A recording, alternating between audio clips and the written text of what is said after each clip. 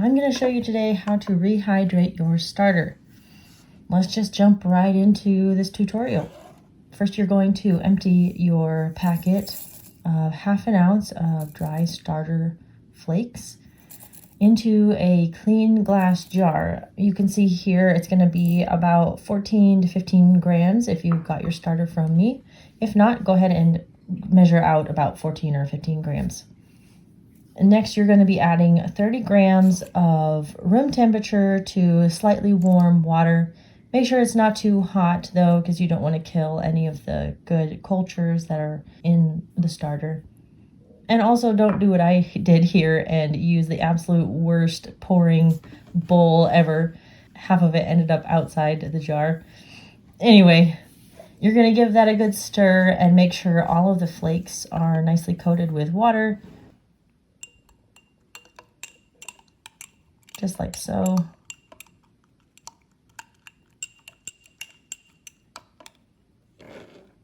And then once they are all covered, you will want to make sure that they are all on the bottom of the jar, none of them are clinging to the side, and that they are completely submerged in water. And you'll just cover it with a lid or some saran wrap like I have here and leave it for about an hour. After about an hour, you can come back and check it. You can see here that they're looking a little gooier.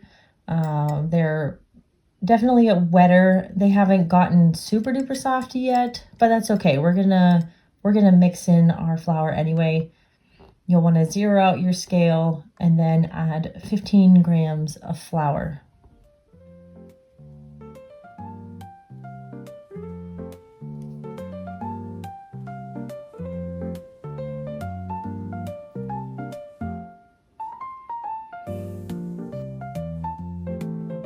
And then give it a good stir, making sure that every part is mixed in.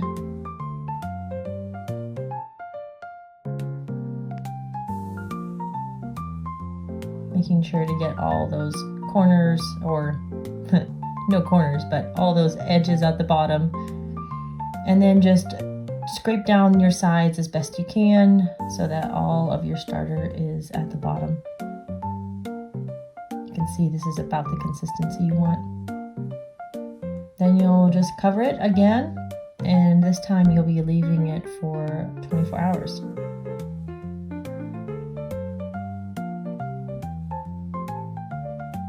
The next day, you can see here mine had a few bubbles already on it, on the top, not so much on this side, and it doesn't look like it really rose very much, but the bubbles is a great sign. You're going to be pouring out all but 15 grams of that starter that you had in your jar, and then to that you are going to be adding 30 grams of flour and 30 grams of water.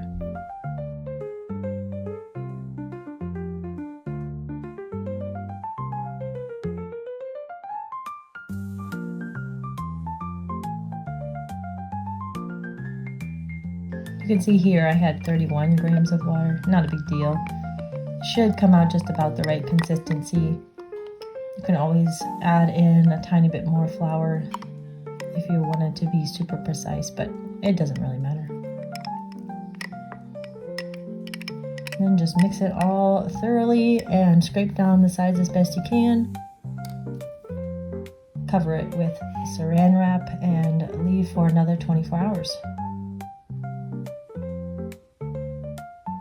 Here is the morning of day 3, and you can see it's looking higher. You can see it rose. There's some bubbles around this side. They're a little hard to see on the screen, but they're pretty tiny, but they're there. And definitely a lot of foamy-like bubbles on the top, which is a really good sign. The foamy bubbles is a sign that your starter is pretty active and has already eaten through all of its food and is hungry.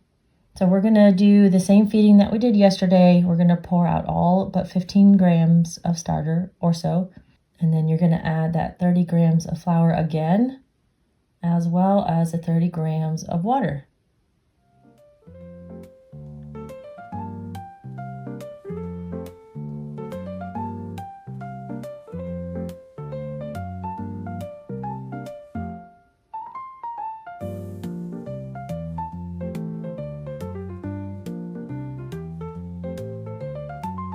can see here I'm not being exactly precise with my measurements of water. Sometimes it goes a little over, but again, it's not a big deal.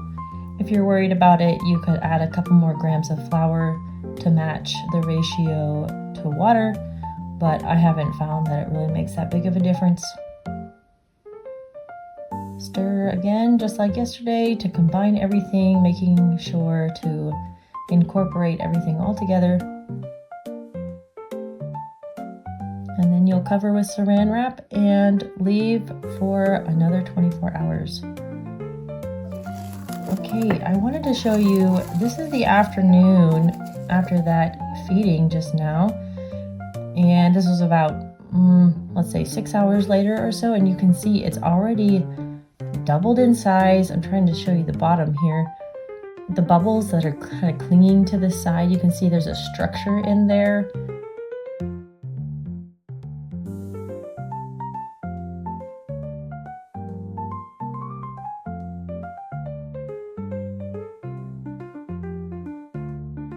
Here is some starter that is fully active, and you can see how similar it is to the stuff I just showed you. And this is one of my other starters, and you can see it's kind of, it's a bit thicker. It's got all those bubbles on the top, all around the sides and bottoms. You can see that kind of structure of bubbles down and through it. And I also wanted to show you what it looks like when you keep your daily fed starter a little thicker, a little on the thicker side, so just slightly less water to flour ratio. You can see that structure when I pull the bubbles off the wall. You can see that structure along the sides there. They look really strong, and that's what you want for a really active starter. This is what you want it to look like. It has risen and doubled in size. There's bubbles throughout.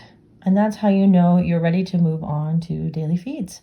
This can take anywhere from 3 to 5 days for it to fully rehydrate and get to full activity. But once your starter is looking like this, you can move to daily feeds and just do that consistently.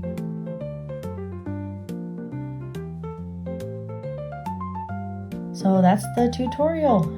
You should have everything you need to rehydrate your starter. If you do end up having any questions, you can always find me over in my Etsy shop and contact me through there. I'm more than happy to help with any questions you have or help you troubleshoot.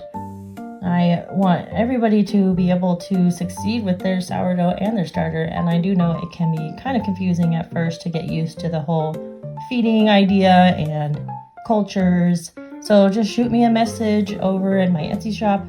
I'll leave the description down below, and happy baking.